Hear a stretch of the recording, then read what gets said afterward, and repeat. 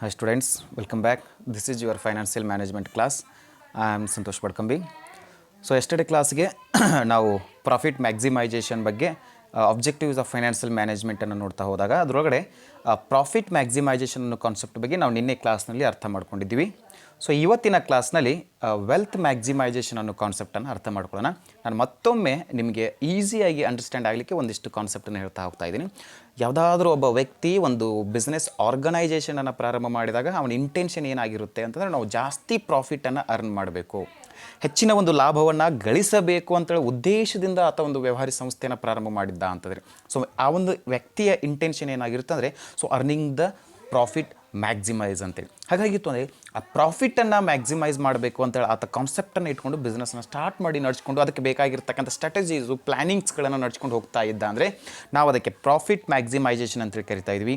ಆದರೆ ಇವತ್ತು ನಾವು ನೋಡ್ತಾ ಇರೋದು ವೆಲ್ತ್ ಮ್ಯಾಕ್ಸಿಮೈಜೇಷನ್ ಅಂತೇಳಿ ಕರಿತಾ ಇದ್ವಿ. ಅಂದರೆ ವೆಲ್ತ್ ಅಂದರೆ ಇಟ್ ಮೀನ್ಸ್ ಅದಕ್ಕೆ ಕಂಪನಿಗೆ ಇರ್ತಕ್ಕಂಥ ಒಂದಿಷ್ಟು ಗುಡ್ ವಿಲ್ ಇರ್ಬೋದು ಅಥವಾ ನೆಟ್ ಪ್ರೆಸೆಂಟ್ ವ್ಯಾಲ್ಯೂ ಅಂತೇಳಿ ಕರಿತಾ ಇದ್ವಿ. ಫಾರ್ ಎಕ್ಸಾಂಪಲ್ ಶೇರ್ಸ್ಗಳನ್ನು ತೊಗೊಂಡಾಗ ನಾವು ಅದಕ್ಕೆ ನೆಟ್ ಪ್ರೆಸೆಂಟ್ ವ್ಯಾಲ್ಯೂನ ಅದು ಗುಡ್ ವಿಲ್ ಅಂತೇಳಿ ನಾವು ಟ್ರೀಟ್ ಮಾಡ್ತಾ ಇದ್ವಿ. ಸಮ್ಟೈಮ್ಸ್ ಅದರದ್ದು ಒಂದಿಷ್ಟು ನೇಮ್ ಆ್ಯಂಡ್ ಫೇಮ್ ಅಂತೇಳಿ ಕೂಡ ನಾವು ಕ್ಯಾಸುವಲ್ ಆಗಿ ಕರಿತಾ ಇದ್ವಿ. ಹಾಗಾಗಿತ್ತು ಅಂದರೆ what is the wealth maximisation ಅಂತೇಳಿ ನಾವು ನೋಡ್ತಾ ಹೋದ್ವಿ ಅಂದರೆ so wealth maximisation is consider as the main objective rather than the profit maximisation. ನೋಡಿ, ಭಾಳ ಇಂಪಾರ್ಟೆಂಟ್ ಆಗಿರೋದು ನಾವು ಪ್ರಾಫಿಟ್ ಮ್ಯಾಕ್ಸಿಮೈಜೇಷನ್ನೇ ಭಾಳ ಇಂಪಾರ್ಟೆಂಟ್ ಅಂತ ಅಂದ್ಕೊಂಡಿದ್ವಿ. ಆದರೆ ಈ ವೆಲ್ತ್ ಮ್ಯಾಕ್ಸಿಮೈಜೇಷನ್ ಅನ್ನೋ ಕಾನ್ಸೆಪ್ಟನ್ನು ನೋಡ್ಲಿಕ್ಕೆ ಹೋದ್ವಿ ಅಂದರೆ wealth maximisation is consider as the main objective rather than the profit maximisation ಅಂತೇಳಿ ಕರಿತಾ ಇದ್ವಿ.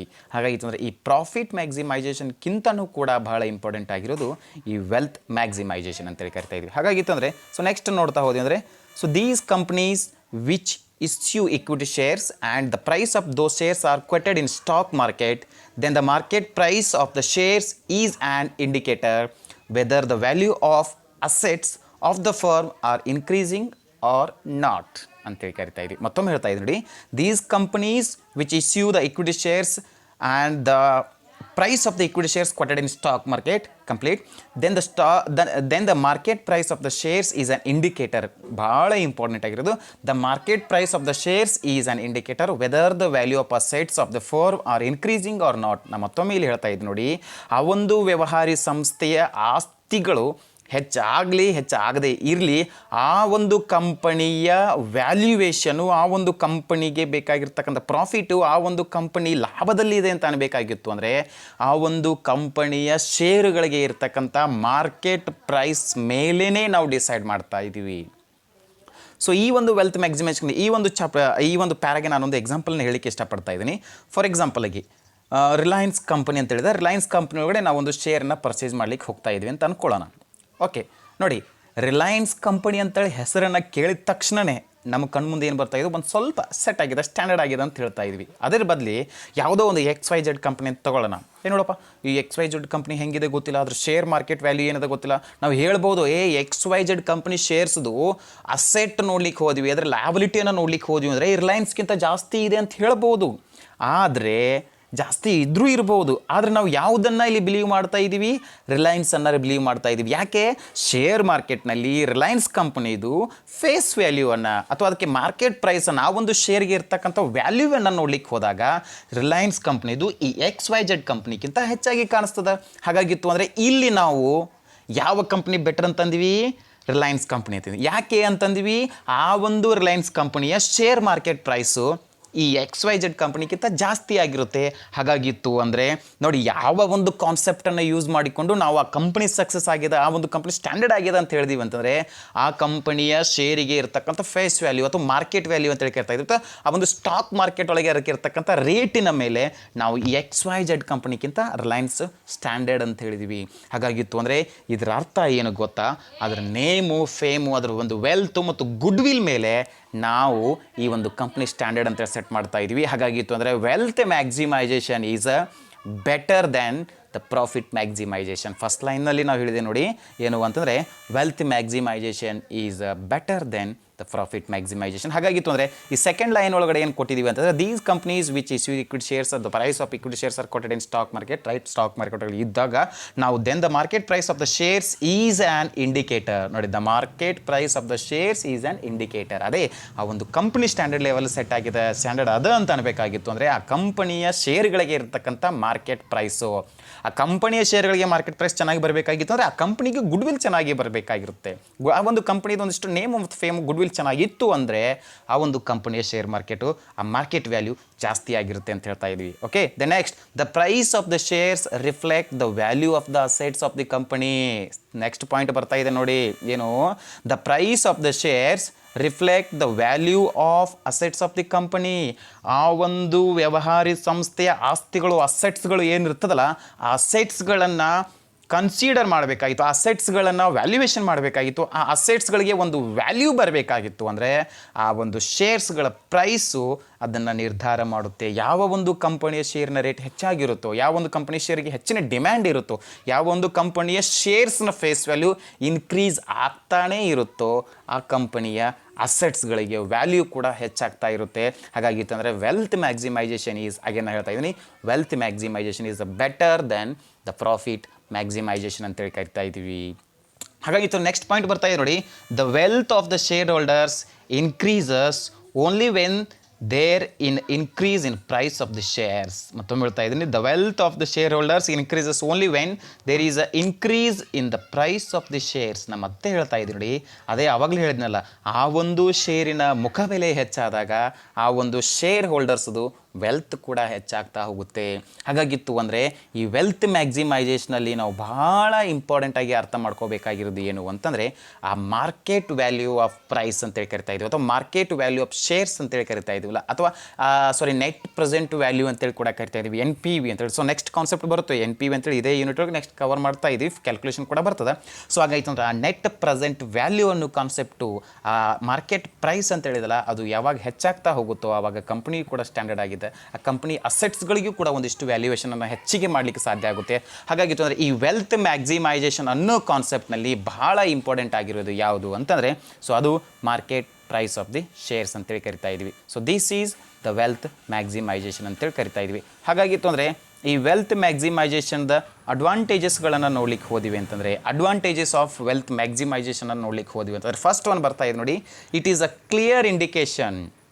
ನೋಡಿ, it is a clear indication and in it includes the net present value of cash flows. ಅದೇನ ಹೇಳಿದ್ನಲ್ಲ, it is a clear indication. ಇದು ಸ್ಪಷ್ಟವಾಗಿ ನಮಗೆ ತೋರಿಸಿ ಕೊಡ್ತದ, ಇದು ಸ್ಪಷ್ಟವಾಗಿ ನಮಗೆ ತಿಳಿಸಿ ಕೊಡ್ತದ. ಯಾವುದು ಅಂತಂದರೆ ಆ ಒಂದು ಕಂಪನಿಯ ನೆಟ್ ಪ್ರೆಸೆಂಟ್ ವ್ಯಾಲ್ಯೂ, ಆ ಒಂದು ಕಂಪನಿಗೆ ಬರ್ತಕ್ಕಂಥ net present value, cash inflow ಎಷ್ಟು ಬರ್ತಾ ಇದೆ, ಕ್ಯಾಶ್ ಫ್ಲೋ ಎಷ್ಟು ಆಗ್ತಾ ಇದೆ, ಎಷ್ಟು ಕ್ಯಾಶ್ ಇನ್ಫ್ಲೋ ಆಗ್ತಾ ಇದೆ, ಔಟ್ಫ್ಲೋ ಆಗ್ತಾ ಇದೆ, ಆ ಒಂದು ಕಂಪನಿಯ ಶೇರ್ಸ್ಗಳು, ಆ ಶೇರ್ಸ್ಗಳನ್ನು ನೋಡ್ಲಿಕ್ಕೆ ಅಂದರೆ ನಾವು ಇಕ್ವಿಟಿ ಶೇರ್ಸು ಆ ಥರ ಬೇರೆ ಬೇರೆ ಪ್ರಕಾರದ ಶೇರ್ಸ್ಗಳು ಇದ್ದೇ ಇರ್ತದೆ, ನಮ್ಗೆ ಗೊತ್ತಿದೆ. ಹಾಗಾಗಿತ್ತು ಅಂದರೆ ಆ ಒಂದು ವ್ಯವಹಾರಿ ಸಂಸ್ಥೆಯ, ಆ ಒಂದು ಎಂಟರ್ಪ್ರೈಸಸ್ನ ಶೇರ್ಸ್ನ ಇನ್ಫ್ಲೋ, ಕ್ಯಾಶ್ ಇನ್ಫ್ಲೋ ಎಷ್ಟಾಗಿರುತ್ತೆ, ಇನ್ಫ್ಲೋ ಅದು ಔಟ್ಫ್ಲೋ ಇರ್ಬೋದು, ಸೊ ಕ್ಯಾಶ್ ಫ್ಲೋ ಎಷ್ಟಾಗಿರುತ್ತೆ ಅದನ್ನು ಕ್ಲಿಯರಾಗಿ ಅಂಡರ್ಸ್ಟ್ಯಾಂಡ್ ಮಾಡಿಕೊಡೋದು ಈ ವೆಲ್ತ್ ಮ್ಯಾಕ್ಸಿಮೈಸೇಷನ್ ಅಂತೇಳಿ ಕರಿತಾ ಇದ್ವಿ.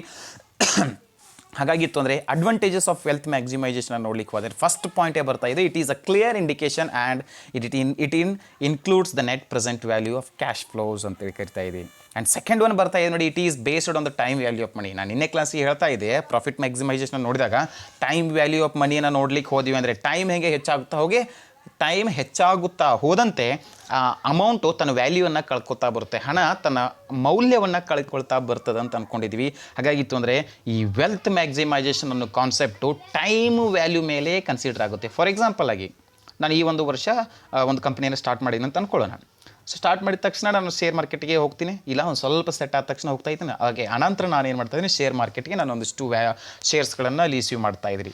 ಸೊ ಯಾವಾಗ ನನ್ನ ಕಂಪ್ನಿ ಒಂದಿಷ್ಟು ಮಾರ್ಕೆಟ್ನಲ್ಲಿ ಪರ್ಫಾರ್ಮ್ ಮಾಡ್ತಾ ಬರುತ್ತೋ, ಒಂದಿಷ್ಟು ಆ ಲೆವೆಲನ್ನು ಸೆಟ್ ಮಾಡ್ತಾ ಬರುತ್ತೆ, ಒಂದಿಷ್ಟು ಗುಡ್ ವಿಲನ್ನು ಕ್ರಿಯೇಟ್ ಮಾಡಬೇಕಿದ್ರೆ ಟೈಮ್ ತೊಗೊತಿತ್ತು. ಟೈಮ್ ತೊಗೊಂಡ ತಕ್ಷಣ ನನ್ನ ಒಂದು ನೆಟ್ ಪ್ರೆಸೆಂಟ್ ವ್ಯಾಲ್ಯೂ ಶೇರ್ಸ್ದು ಏನಾಗ್ತಾ ಬರ್ತಾ ಇನ್ಕ್ರೀಸ್ ಆಗ್ತಾ ಹೋಗುತ್ತೆ.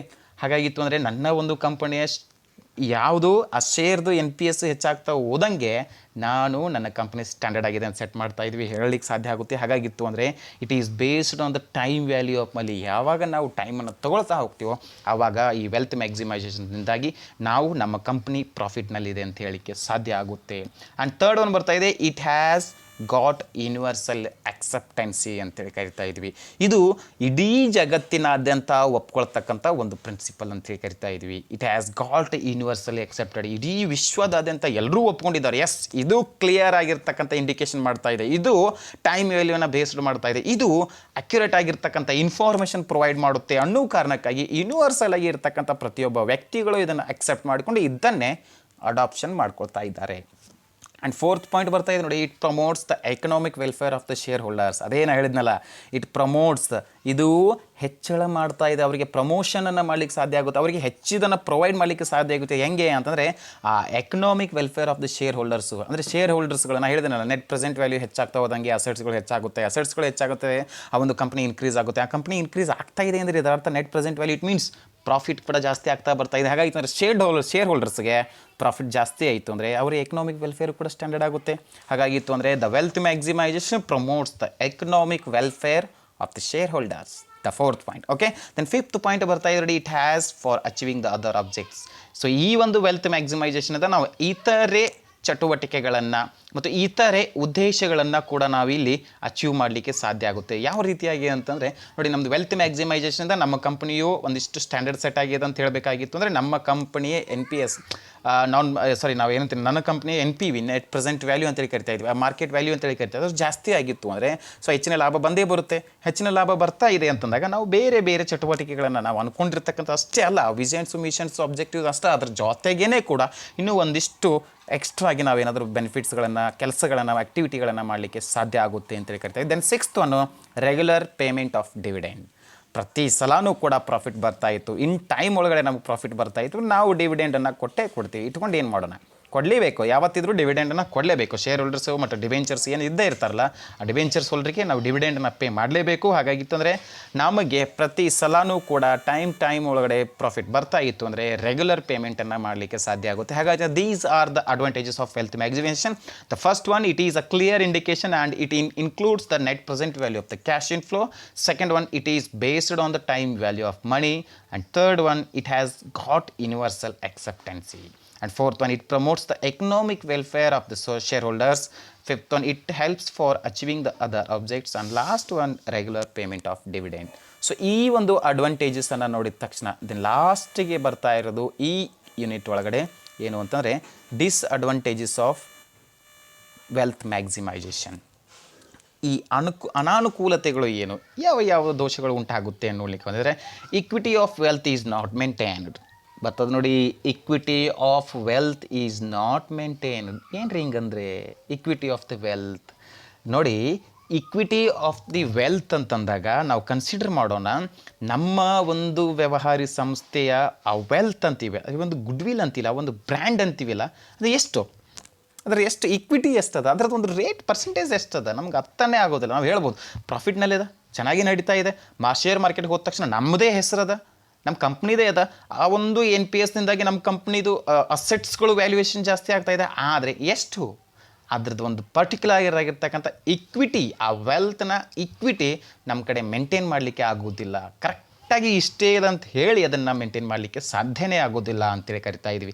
ಸೆಕೆಂಡ್ ನೋಡ್ಲಿಕ್ಕೆ ಹೋದರೆ ಗೌರ್ಮೆಂಟ್ ರೆಸ್ಟ್ರಿಕ್ಷನ್ಸ್ ಅಂತೇಳಿ ಕರಿತಾ ಇದ್ವಿ. ಒಂದು ವೇಳೆ ನಾವೇನಾದರೂ ಜಾಸ್ತಿ ಪ್ರಾಫಿಟ್ಸನ್ನು ಅರ್ನ್ ಮಾಡ್ತಾ ಹೋದಿವಿ ಅಂತಂದರೆ, ಹೆಚ್ಚಿನ ಒಂದು ಇನ್ಕಮನ್ನು ಮಾಡ್ತಾ ಹೋದಿವಿ ಅಂತಂದರೆ, ನಮ್ಮದೊಂದು ಬಿಸ್ನೆಸ್ಸನ್ನು ಎಕ್ಸ್ಪಾನ್ಷನ್ ಮಾಡಬೇಕಾಗುತ್ತೆ, ಒಂದಿಷ್ಟು ಹಲವಾರು ಚೇಂಜಸ್ಗಳನ್ನು ಮಾಡ್ಕೋಬೇಕಾಗುತ್ತೆ. ಹಾಗಾಯ್ತಾರೆ ಪ್ರತಿ ಸಲನೂ ಕೂಡ ನಾವು ಲೊಕ್ಯಾಲಿಟಿ ಆಗಿರ್ತಕ್ಕಂಥ ಲೋಕಲ್ ಆಗಿರ್ತಕ್ಕಂಥ ಗೌರ್ಮೆಂಟ್ ಕಡೆಯಿಂದ ಒಂದಿಷ್ಟು ಚೇಂಜಸ್ ಪರ್ಮಿಷನ್ಸ್ಗಳನ್ನ ತೊಗೊಂಬರ್ಲಿಕ್ಕೆ ಹೋಗಲಿಕ್ಕೆ ಸಾಧ್ಯ ಆಗುತ್ತೆ. ಹಾಗಾಗಿತ್ತು ಅಂದರೆ ಪ್ರತಿ ಸಲನೂ ಕೂಡ ನಾವು ಅಲ್ಲಿ ಪರ್ಮಿಷನ್ಸ್ಗಳನ್ನ ತೊಗೊಂಬರ್ಲಿಕ್ಕೆ ಹೋಗೋದ್ರಿಂದಾಗಿ ಒಂದಿಷ್ಟು ರೆಸ್ಟ್ರಿಕ್ಷನ್ಸ್ಗಳು ಹೆಚ್ಚಾಗುತ್ತಾ ಅಂತ ಹೇಳ್ತಾ ಇದ್ವಿ. ಸೊ ನೆಕ್ಸ್ಟ್ ಒಂದು ಬರ್ತಾ ಇದೆ ರೆಡ್ಯೂಸ್ ದ ಪ್ರಾಫಿಟಬಿಲಿಟಿ. ನಾವು ಬರೀ ನಮ್ಮ ಕಂಪನಿಯ ಬ್ರ್ಯಾಂಡಿಂಗನ್ನು ನೋಡ್ಲಿಕ್ಕೆ ಹೋದೆ ಅಂದರೆ, ವೆಲ್ತನ್ನು ನೋಡ್ಲಿಕ್ಕೆ ಹೋದೆ ಅಂದರೆ, ನಮಗೆ ಬೇಕಾಗಿರ್ತಕ್ಕಂಥ ಗುಡ್ವಿಲನ್ನು ನೋಡ್ಲಿಕ್ಕೆ ಹೋದೆ ಅಂದರೆ ನಮಗೆ ಬರ್ತಕ್ಕಂಥ ಪ್ರಾಫಿಟ್ ಕೂಡ ಕಡಿಮೆ ಆಗುತ್ತೆ. ನಾವು ನಮ್ಮ ಕಂಪ್ನಿದು ಒಂದು ಸ್ಟ್ಯಾಂಡರ್ಡ್ ಲೆವೆಲನ್ನು ಸೆಟ್ ಮಾಡಲಿಕ್ಕೆ, ಒಂದು ಬ್ರ್ಯಾಂಡಿಂಗನ್ನು ಮಾಡಲಿಕ್ಕೆ ನಾವು ಪ್ರಯತ್ನ ಪಟ್ಟಾಗೆ, ಆದರೆ ನಮ್ಮ ಕಂಪ್ನಿಗೆ ಬರ್ತಕ್ಕಂಥ ಪ್ರಾಫಿಟ್ ಕೂಡ ಕಡಿಮೆ ಆಗುತ್ತೆ. ಫಾರ್ ಎಕ್ಸಾಂಪಲ್ ಆಗಿ ನಮ್ಮ ಕಂಪ್ನಿಗೆ ಬ್ರ್ಯಾಂಡ್ ಚೆನ್ನಾಗಿರಬೇಕು ಅಂತೇಳಿ ನಾವು ಏನೋ ಸಮಥಿಂಗ್ ಪ್ರಮೋಷನು, ಅಡ್ವರ್ಟೈಸ್ಮೆಂಟು, ಅದು ಇದು ಏನೇನೋ ಮಾಡ್ತಾ ಹೋದ್ವಿ ಅಂದರೆ ಉಳಿತಕ್ಕಂಥ ಪ್ರಾಫಿಟು ಅದಕ್ಕೆ ಖರ್ಚಾಗುತ್ತೆ. ಹಾಗಾಗಿತ್ತು ಅಂದರೆ ನಮಗೆ ಬರ್ತಕ್ಕಂಥ ಪ್ರಾಫಿಟು ಕೂಡ ಕಡಿಮೆ ಆಗುತ್ತೆ. ಹಾಗಾಗಿತ್ತು these advantages of the wealth maximisation is reduce the profitability to customers ಇರ್ಬೋದು, ಶೇರ್ ಹೋಲ್ಡರ್ಸ್ ಇರ್ಬೋದು, ಆ್ಯಂಡ್ ಅದರ್ ಪೀಪಲ್ಸ್ ಅಂತ ಕರಿತಾ ಇದ್ವಿ. And fourth one, it is perspective idea. ಇದು ಒಂಥರ ಡಿಸ್ಕ್ರಿಪ್ಟಿವ್ ಆಗಿರ್ತಕ್ಕಂಥದ್ದು, ಎಲ್ರಿಗೂ ಈಸಿಯಾಗಿ ಅರ್ಥ ಆಗುವಂಥದ್ದು, ಮತ್ತು ಇದೊಂದಷ್ಟು ದೊಡ್ಡ ಕಾನ್ಸೆಪ್ಟ್ ಅದ ಆ ಥರ ಈ ಥರ ಏನೂ ಇಲ್ಲ ರೀ. ಇದೊಂಥರ ಪ್ರಿಸ್ಕ್ರಿಪ್ಟಿವ್ ಆಗಿರ್ತಕ್ಕಂಥ ಐಡಿಯಾ. ಜಸ್ಟ್ ಹಿಂಗೆ ಈ ಥರ ಇರ್ತದೆ, ಇದನ್ನು ಫಾಲೋ ಮಾಡಲೇಬೇಕು, ಇದಕ್ಕಿಂತ ಬಿಟ್ಟು ಬೇರೆ ಏನೂ ಆಪ್ಷನ್ ಇಲ್ಲ, ಗೊತ್ತೂ ಇಲ್ಲ ಅಂತ ಹೇಳ್ತಾ ಇದ್ವಿ. ಹಾಗಾಯ್ತು ಅಂದರೆ the last one, the benefits of the society is not consider. ಈ ಒಂದು ವೆಲ್ತ್ ಮ್ಯಾಕ್ಸಿಮೈಸೇಷನ್ ನೋಡ್ಲಿಕ್ಕೆ ಹೋದ್ವಿ ಅಂದರೆ ಇದರೊಳಗಡೆ ಸೊಸೈಟಿಗೆ ಈ ಒಂದು ವೆಲ್ತ್ ಮ್ಯಾಕ್ಸಿಮೈಸೇಷನ್ ಯಾವ ರೀತಿಯಾಗಿರ್ತಕ್ಕಂಥ ಬೆನಿಫಿಟ್ ಸಿಗುತ್ತೆ, ಅದ್ರ ಪ್ರಾಫಿಟ್ ಮ್ಯಾಕ್ಸಿಮೈಸೇಷನ್ ಹೇಳ್ಬೋದಾಗಿತ್ತು, ಈ ಥರ ಬೆನಿಫಿಟ್ ಸಿಗುತ್ತೆ, ಇದು ಪ್ರಾಫಿಟ್ ಕೊಡ್ಬೋದಾಗಿತ್ತು. ಆದರೆ ವೆಲ್ತ್ ನಮ್ಮ ಕಂಪನಿದು ವೆಲ್ತ್ ಜಾಸ್ತಿ ಐತೆ ಅಂದರೆ ಸೊಸೈಟಿಗೇನು ಪ್ರಾಫಿಟ್ ಮಾಡಲಿಕ್ಕೆ ಸಾಧ್ಯ ಆಗುತ್ತೆ? ಇಲ್ಲ ತಾನೇ, ನಾವೇ ಪ್ರಾಫಿಟ್ ಮಾಡ್ಕೋಬೋದಾಗಿತ್ತು. ಆದರೆ ನಮಗೆ ಪ್ರಾಫಿಟ್ ವೆಲ್ತ್ ಮ್ಯಾಕ್ಸಿಮೈಸ್ ಮಾಡ್ಲಿಕ್ಕೆ ಹೋದಾಗ ನಮಗೇ ಪ್ರಾಫಿಟ್ ಕಡಿಮೆ ಬರ್ತಾ ಇರೋದ್ರಿಂದ ನಾವು ಸೊಸೈಟಿ ಯಾವ ರೀತಿಯಾಗಿರ್ತಕ್ಕಂಥ ಪ್ರಾಫಿಟನ್ನು ಕೊಡಲಿಕ್ಕೆ ಸಾಧ್ಯ ಆಗುತ್ತೆ? ಸಾಧ್ಯನೇ ಆಗೋದಿಲ್ಲ. ಕೊಡ್ತಾ ಇದ್ರೂ ಕೂಡ ಕಡಿಮೆ ಆಗುತ್ತೆ. ನಮಗೆ ಇಲ್ಲಿ ಪ್ರಾಫಿಟಬಿಲಿಟಿ ಕಡಿಮೆ ಬರ್ತಾ ಇರೋದ್ರಿಂದ ವೆಲ್ತ್ ಮ್ಯಾಕ್ಸಿಮೈಸೇಷನ್ ಒಳಗಡೆ ಸೊಸೈಟಿಗೆ ನಾವು ಯಾವ ರೀತಿಯಾಗಿರ್ತಕ್ಕಂಥ ಪ್ರಾಫಿಟು ಮತ್ತು ಬೆನಿಫಿಟ್ಸನ್ನು ಕೊಡಲಿಕ್ಕೆ ಸಾಧ್ಯ ಆಗೋದಿಲ್ಲ. ಹಾಗಾಗಿತ್ತಂದರೆ the benefits of the society is not consider ಅಂತೇಳಿ ಕರಿತಾ ಇದ್ವಿ. ಸ್ಟೂಡೆಂಟ್ಸ್ ಮತ್ತೊಮ್ಮೆ ಹೇಳ್ತಾ ಇದ್ದೀನಿ, disadvantages of wealth maximisation. First one ನೋಡ್ತಾ ಇದ್ದರೆ equity of wealth is not maintain. ಮತ್ತೊಮ್ಮೆ ಕ್ಲಿಯರಾಗಿ ಅಂಡರ್ಸ್ಟ್ಯಾಂಡ್ ಮಾಡ್ಕೊಳ್ಳಿ. ಇಲ್ಲಿ ಸೆಕೆಂಡ್ ಒನ್ ಗೌರ್ಮೆಂಟ್ ರೆಸ್ಟ್ರಿಕ್ಷನ್ಸ್ ಅಂತೇಳಿ ನೋಡ್ತಾ ಇದ್ವಿ. And third one reduce the profitability. ಅಂದ್ಕೊಂಡಿರ್ತಕ್ಕಂಥ ಲಾಭದ ಪ್ರಮಾಣ ಇಲ್ಲಿ ಬರ್ತಾ ಇರೋದಿಲ್ಲ, ಲಾಭ ಬರುವುದಿಲ್ಲ, ಪ್ರಾಫಿಟು ಕಡೆ ಕಡಿಮೆ ಆಗುತ್ತೆ. And it is prescriptive idea, ಇದೇ ರೀತಿ ನಾಟ್ ಚೇಂಜಸ್. ದೆನ್ ಲಾಸ್ಟ್ ಒಂದು ಬರ್ತಾ ಇದೆ, the benefit of the society is not consider. So ಹಾಗಾಗಿತ್ತು ಅಂದರೆ ಇವತ್ತಿನ ಕ್ಲಾಸ್ ಒಳಗಡೆ ನಾವು ಏನು ಮಾಡ್ತಾ ಇದ್ದೀವಿ ಅಂದರೆ ಫಸ್ಟಿಗೆ ಈ ವೆಲ್ತ್ ಮ್ಯಾಕ್ಸಿಮೈಸೇಷನ್ ಅನ್ನೋ ಕಾನ್ಸೆಪ್ಟನ್ನು ನೋಡಿದ್ವಿ. ಆ ವೆಲ್ತ್ ಮ್ಯಾಕ್ಸಿಮೈಸೇಷನ್ದ ಅಡ್ವಾಂಟೇಜಸ್ಗಳು ಯಾವ ರೀತಿಯಾಗಿದೆ ಅಂತ ನೋಡಿದ್ವಿ. ಅದಾದ ತಕ್ಷಣ the disadvantages of wealth maximisation ಅನ್ನೋ ಕಾನ್ಸೆಪ್ಟ್ ಅರ್ಥ ಮಾಡ್ಕೊಂಡಿದ್ವಿ. ಓಕೆ, ಸೊ ಇವತ್ತು ಈ ಒಂದು ಕ್ಲಾಸನ್ನು ಈ ಅಡ್ವಾಂಟೇಜಸ್ಸು ಮತ್ತು ಡಿಸ್ಅಡ್ವಾಂಟೇಜಸ್ಸು ವೆಲ್ತ್ ಮ್ಯಾಕ್ಸಿಮೈಸೇಷನ್ ಕಾನ್ಸೆಪ್ಟನ್ನು ಹೇಳಿ ಇಲ್ಲಿ ಮುಗಿಸ್ತಾ ಇದ್ವಿ. ದೆನ್ ರಿಮೈನಿಂಗ್ ಸಬ್ಜೆಕ್ಟ್ದು ಮತ್ತಷ್ಟು ಯೂನಿಟ್ಸ್ಗಳನ್ನು ಮತ್ತಷ್ಟು ಟಾಪಿಕ್ಸ್ಗಳನ್ನು ನೆಕ್ಸ್ಟ್ ಕ್ಲಾಸಿಗೆ ತೊಗೊಂಡು ಬರ್ತಾ ಇದ್ದೀನಿ. ಆ್ಯಂಡ್ ಮತ್ತೊಮ್ಮೆ ನಮ್ಮ ಸ್ಟೂಡೆಂಟ್ಸ್ಗೆ ಏನು ಹೇಳ್ತಾ ಇದ್ದೀನಿ ಅಂದರೆ ವಿಡಿಯೋ ನೋಡಿ ಶೇರ್ ಮಾಡಿ, ನಿಮ್ಮ ಜೊತೆಗೆ ಮತ್ತು ನಿಮ್ಮ ಫ್ರೆಂಡ್ಸ್ಗಳು ಏನಾದಿದ್ರೆ ಅವರಿಗೂ ಕೂಡ ಈ ವಿಡಿಯೋನ ಶೇರ್ ಮಾಡಿ ಜೊತೆಗೆ ಮರೀಲಾರದೆ ಸಬ್ಸ್ಕ್ರೈಬನ್ನು ಕೂಡ ಮಾಡಿಸಿ ಅಂತ ಹೇಳ್ತಾ ಈ ಕ್ಲಾಸನ್ನು ಇಲ್ಲಿಗೆ ಮುಗಿಸ್ತಾ ಇದ್ದೀನಿ. ಎಲ್ಲರಿಗೂ ಥ್ಯಾಂಕ್ ಯು.